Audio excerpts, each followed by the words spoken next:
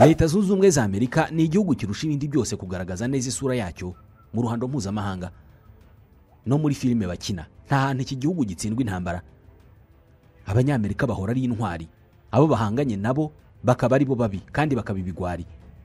Mu nzego zose Leta Zunze Ubumwe za Amerika zigaragaza nk'igihugu kitagira inenge. Nyamara mu buzima bwa nyabwo busanzwe hari ibikorwa bitandukanye bya gisirikari Leta Zunze Ubumwe za Amerika zagiye zijyamo zikabitsindwa ndetse zikitwara nabi cyane. Nk'ubu hari igikorwa cya gisirikari cyiswe Operation Eagle Claw. Iki ni kimwe mu bikorwa bya gisirikari cyangwa se operation nk'uko babyita bitagenze neza nk'uko babyifuzaga, bitageze ku ntego zabyo, byatsinze Amerika ndetse bisigira igisebo gikomeye cyane ku rwego mpuzamahanga. Ni operation yakozwe mu kwezi kwa kane mu mwaka w'1980 mu gihe cy'ubutegetsi bwa Jimmy Carter. Ni igikorwa cya gisirikari cyari kigamije kubohora abanyamerika 52 bari barafashwe bugwate bafatiwe kuri ambasade ya Amerika itera muri Iran, nyuma yuko muri Iran hari habaye impinduramatwara ubutegetsi bwahindutse. Reka tubivugeho. Ni igikorwa cya gisirikari cyabaye ikibazo gikomeye cyane hagati ya Leta Zunze Ubumwe za Amerika na Iran. Abanyamerika bafashwe bugwate bafungwa iminsi 444. Bafashwe ku itariki ya 4 y'ukwezi kwa 11 mu 1980 bageza ku itariki ya 20 y'ukwa mbere mu mwaka wakurikiyeho mu 1981. Bijya gutangira Abanyamerika bafashwe ari 66, nyuma haza gusigara 52. Abenshi muri bo bari abadiplomate, abakozi basanzwe bo muri ambasade, hakabamo ariko n'abasirikari bake n'abasivile.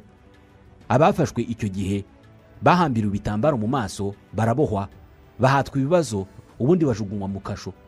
Icyarenze kuri ibyo kikanarakaza cyane Leta Zunze Ubumwe za Amerika nuko abanyamerika bafashwe n'abanya-Iran banyuzwa kuri televiziyo y'igihugu cya Iran nk'imfungwa z'intambara, bagaragarizwa isi yose. Leta Zunze Ubumwe za Amerika zananiwe kwihanganira kubona abanyamerika bafashwe bugwate barimo banyuzwa kuri televiziyo kubera ko byagaragazaga ugutsindwa kwa Leta Zunze Ubumwe za Amerika, ibintu Amerika itajya yihanganira.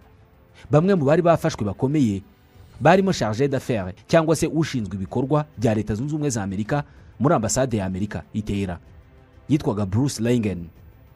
Barimo kandi Barry Rosen wari ushinzwe itangazamakuru muri ambasade. Nyuma yo kubohorwa uyu yanaje kubukora ubuvugizi kubagizweho ingaruka n'ibikorwa by'iterabwoba. Ni ibiki byatumye abanyamerika bafatwa bugwate mu by'ukuri? Byakozwe nande? Kimwe mu byatumye abanyamerika bafatwa bugwate ni impinduramatwara y'abanya-Iran yo mu 1979. Icyo gihe iki gihugu cya Iran cyari gifite umwami Shah Mohammad Reza Pahlavi. Uyu nguyu yarashyigikiwe cyane na Leta Zunze Ubumwe za Amerika. Uyu mwami yashinjwaga byinshi birimo ko igipolisi cye kibanga SAVAK cyakoreshwaga mu gupyinagaza abaturage by'umwihariko batavuga rumwe n'ubutegetsi. Abanya-Iran benshi ibi byarabarakazaga cyane no kuba yarashyigikiwe na Leta Zunze Ubumwe za Amerika ntabwo babyihanganiraga. Nibyo byarangiye bamukuye ku butegetsi mu 1979 nyuma y'imyigaragambyo ikomeye. Akimara kuva ku butegetsi, Ayatollah Ali Khamenei wari waragiye mu buhungiro yahise agaruka mu gihugu atangira kuyobora Repubulika ya Kiislamu ya Iran. Iki gihugu cyahise gihinduka Repubulika ya Kiislamu kugeza n'ubu. Iran ibivuye mu bwami bwari bwaragiyeho bigizwemo uruhare rukomeye na Leta Zunze Ubumwe za Amerika. Kugeza aha abanya-Iran bangaga bikomeye cyane abanyamerika kubera ko nibo bari barashyizeho uyu mwami banamushyigikiye cyane, Mohammad Reza Pahlavi, ngo yayoboraga nabi rubanda. Ku banya-Iran benshi Leta Zunze Ubumwe za Amerika bazibonaga nk'abakoloni baje gukoloniza abaturage bo muri Iran. Bijya gutangira Leta Zunze Ubumwe za Amerika zagize uruhare rukomeye muri coup d'etat yabaye mu 1953 igakuraho umuyobozi wari waratowe n'abaturage b'abanya-Iran, Mohammad Mossadegh. Iki ni nacyo gihe bashyizeho Mohammad Reza Pahlavi, ari naho abaturage baje guhirika mu mpinduramatwara yo mu 1979. Banamuhiritse atari mu gihugu kuko yari yaragiye kwivuza muri Leta Zunze Ubumwe za Amerika, yari arwaye kanseri. Abaturage bahita babona amahirwe yo kumwirukana ku butegetsi. Itsinda ry'abanyeshuri ryitwa Muslim Student Followers of the Imam's Line ryahise ritangira imyivumbagatanyo mu gihugu hose, by'umwihariko mu murwa mukuru Tehran. Baragiye bagera kuri ambasade ya Leta Zunze Ubumwe za Amerika bashimuta abadiplomate b'abanyamerika. Nyuma yaho Ayatollah Ali Khamenei yagiye ku butegetsi arabukomeza cyane. Abanya-Iran biganjemo abanyeshuri ntabwo bari bakifuza abanyamerika ku butaka bwa Iran kubera ko batekerezaga ko nta cyiza cyabo bakurikije ibyari bimaze iminsi bibaye. Aha rero niho Leta Zunze Ubumwe za Amerika zafashe icyemezo cyo gukora iyi operation turimo kuvugaho igamije kubohora izi mfungwa zari zafashwe n'izi mpirimbanyi z'impinduramatwara z'abanya-Irani. Leta zunze ubumwe za Amerika zafashe umwanzuro ukomeye wo gutabara abo baturage babo hakoreshejwe imbaraga, kubera ko ngo amezi yarashize ari menshi hari ibiganiro bya politike bitagira icyo bigeraho. Ubundi operation uko yari iteguwe nuko abasirikare ba Amerika bari guhagurutsa indege zihagurukiye ku nyanja ya Arabia, bari kwifashisha ubwato bwabo bwa rutura, ubwato bunakora nk'ikibuga cy'indege kubera ko buhagurukiraho indege USS Nimitz. Nyuma y'ibyo kajugujugu ziri kumwe n'indege yo mu bwoko bwa C-130 zari kugurukira muri Iran, zagera muri Iran imbere zikagira agace zigwamo bise Desert 1, ubutayu bwa mbere. Bahamara kugwaho bakisuganya, bakanongera amavuta mu ndege, bakanategura inzira ibageza Tera. Bari bateguye ko nibagera Tera mu murwa mukuru bari buhite binjira muri ambasade y'abanyamerika, bagafungura imfungwa, bakazohereza ku kibuga cy'umupira cyari hafi aho ngaho. Aho ku kibuga cy'umupira bakahavanwa bajyanwa Manzariye Air Base, ikibuga cy'indege cya gisirikare cya Leta zunze ubumwe za Amerika giherereye mu birometero 9 mu majyepfo ya Tera. Aha ni naho indege ya C-141 yari guhita ihagurukana izo mfungwa izikura muri Iran. Nuko byari biteguye mu buryo bw'inshamake. Operation yatangiye ku itariki ya 24 y'ukwezi kwa 4 mu 1980, kandi bumvaga ko biteguye neza ku buryo nta nkomyi bateganyaga.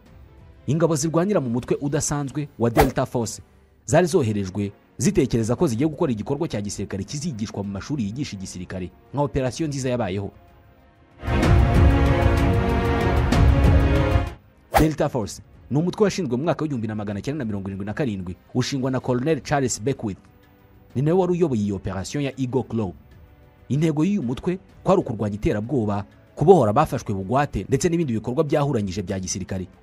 Abatoranywaga kujya muri uwo mutwe babaga ari abeza kurusha abandi, haba mu buzima bwo mu mutwe, ku mubiri n'ahandi. Nababaga barusha abandi ubushobozi. Kuri iyi mission rero ubutumwa bwabo bwari bumwe: kugenda bakinjira muri ambasade ya Amerika muri Iran, bakica abantu bose bafasha abanyamerika bunyago, ubundi bagacyura bene wabo. Bagombaga kubikora mu nzira zose zishoboka ku kiguzi cyose byashoboraga kubasaba. Ni igikorwa cya gisirikare cyatangiye indege zihagurukira ku bwato bwa USS Nimitz nk'uko byari byateguwe. Ubwato bwari buri mu nyanja ya Arabia. Izi zari kajugujugu 8 za Sikorsky RH-53D Sea Stallion. Icyo gihe izi ndege zari ziherekejwe n'indi ndege ya SC-130 Hercule, yo yari natwaye abasirikare bo mu mutwe wa Delta Force ndetse n'amavuta agomba kongerwa mu ndege. Aha mbere bose bagombaga kugwa ni mu butayu bari bise Desert 1 nkuko twabikomojeho mu kanya. Intego yo kugwa hangaha nkuko twabivuzeho mu kanya kwari ukwisuganya kugira ngo bongere n'amavuta mu ndege ubundi bakomeze urugendo. Indege yari twaye Delta Force yarahageze na za kajugujugu zimwe zirahagera. Abasirikare ba Delta Force ako kanya batangira kureba uko binjira muri za kajugujugu bavuye mu ndege nini yabazanye. Aha rero ni ibintu byatangiye gukomerera. Mu buryo butunguranye ako gace barimo bagiye babona bus itwaye abaturage n'ikamyo itwaye petrole birahinjiye.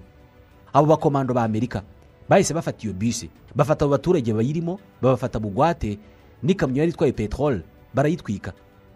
Impamvu bakoze ibi ngo nuko mu gukora operation by'umwihariko muri ako gace k'ubutayu bari bateguye ko nta muntu wagombaga kubabona. Bangaho ko hari umuntu wamenya makuru yuko hari abanyamerika binjiye muri ako gace. Aba baturage b'abanya-Iran bari 44 bari muri bus. Kuko bari bamaze kubona abo banyamerika, ntabwo abanyamerika bari kubareka ngo bagende kubera ko bari gutanga amakuru ku butegetsi bwa Iran. Aka gace ni nako abasirikare ba Amerika bagombaga kuba bihishemo, bakahava berekeza kuri ambasade Itera mu ijoro.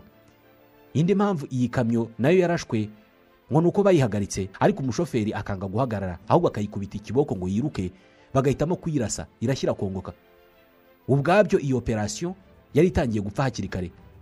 Habaye ikindi kintu abasirikare ba Amerika batari bateguye. Indege za kajugujugu zagize ibibazo. Muri kajugujugu 8, imwe yasubiyeyo kubera ibibazo bya mekanike, indi imwe nayo amababa yayo agira ikibazo niyongera kwikaraga. Ibi byabaye batarinjira muri ubwo butayu.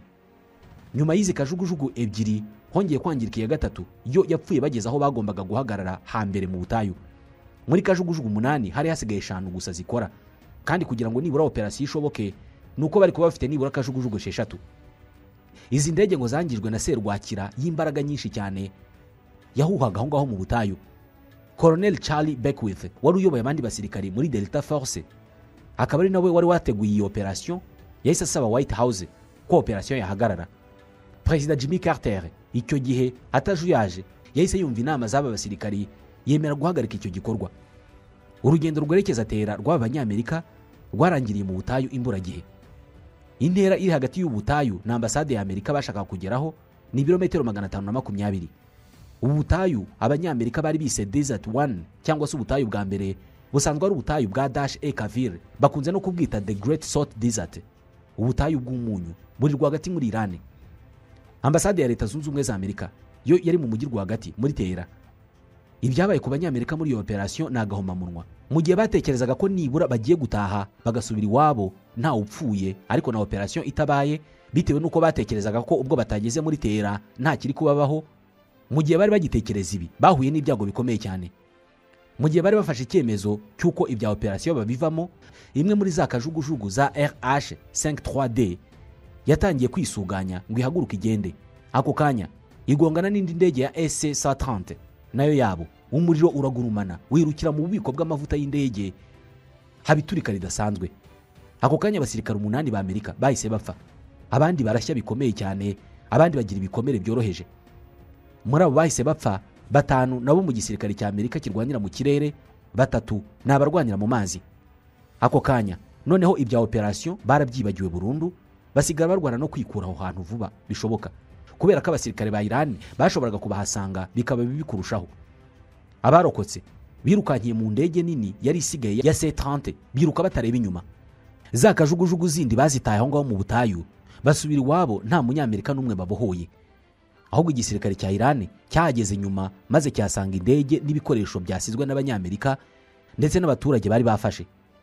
Nyuma y'ibi Jimmy Carter yemeye iby'iyi operation yapfubye, ibyatumye abanyamerika hafi ya bose bamuvaho bavuga ko ari ubugwari bukomeye cyane kuba igisirikare cya Leta Zunze Ubumwe za Amerika cyatsinzwe nta n'uwo kirwanye nawe. Ikindi hahise hakorwa amavugurura akomeye cyane mu gisirikare. Leta Zunze Ubumwe za Amerika ziraseba bikomeye cyane. Inzira yari isigaye ngo Amerika ibona abantu bayo yari imwe, ko ari ukwinginga Iran bikomeye cyane. Iki gihe hatangiye ibiganiro, ariko ibiganiro biziguye kubera ko abategetsi ba Amerika kwicarana n'abanya-Iran ntabwo byari gushoboka. Umuhuza yaganirizaga bamwe, ubundi akajya kuganiriza abandi. Algeria niyo yabaye umuhuza. Algeria yahuje ibihugu byombi bagirana amasezerano yasinywe mu 1981. Ni amasezerano yavuga ko Leta Zunze Ubumwe za Amerika zitazongera kwivanga mu buzima bwite bwa Iran. Imitungo ya Iran yari yarafatiriwe ingana na miliyari 8 irarekurwa. Ikindi b'abanyamerika bafashe bugwate bagombaga guhita barekurwa nta yandi mananiza. Aba banyamerika barekuwe nyuma y'iminota mike Ronald Reagan arahiye ku itariki ya 20 y'ukwezi kwa mbere mu 1981. Hari amakuru avuga ko Iran yabikoze ku bushake kugira ngo ibohereze Carter atakiri perezida. Byari mu rwego rwo kumusebya kurushaho. Iki gisebo gikomoka kuri iki kibazo cyabaye hagati ya Iran na Amerika kiri no mu byatumye Jimmy Carter atsindwa na Ronald Reagan mu matora ya perezida mu 1980. Isura ya Carter yari yarangiritse cyane. Guhera ubwo umubano wa Amerika na Iran wabaye mubi cyane kugera n'uyu munsi. Ibyabaye byakomeje kuba ikirango cyo gupfa kwa diplomasi, impinduka ndetse n'amakimbirane akomeye ku rwego rw'isi. Ibi byabaye byateje byinshi kugera no gutuma hashingwa USA Special Operation Command, USOCOM, umutwe wa gisirikare ushinzwe ibikorwa bya gisirikare bidasanzwe, washinzwe mu 1987. Uyu mutwe wa Delta Force na SEAL Team 6 yahise yongererwa ingufu nyinshi.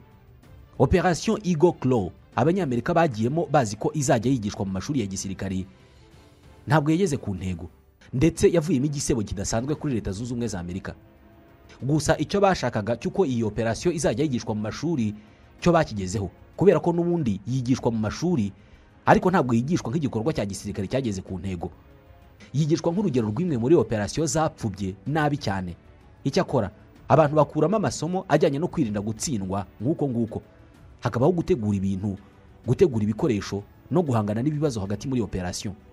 Uretse kuba iyi operation itarageze ku ntego, yafashije Amerika nanone gutegura ibikorwa bidasanzwe bya gisirikare mu gihe cyakurikiyeho. Muri make Amerika yakuye isomo rikomeye cyane mu byayibayeho muri iki gikorwa.